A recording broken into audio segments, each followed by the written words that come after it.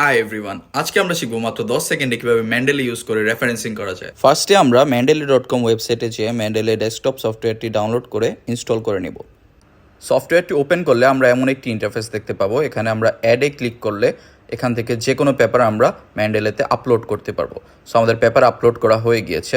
Next আমাদের টুলসে যেয়ে install MS word প্লাগইনে click করতে হবে। এখান থেকে আমরা মাইক্রোসফট ওয়ার্ডের জন্য প্লাগইনটি ইনস্টল করে নিব। রেফারেন্সেসে গেলেই আমরা প্লাগইনটি দেখতে পাবো। যে কোনো সেন্টেন্সের শেষে সাইটেশন অ্যাড করতে চাইলে আমরা রেফারেন্সেসে যেয়ে ইনসার্ট সাইটেশনে যাব, দেন আমরা একটি সাইটেশন অপশন বক্স পাবো।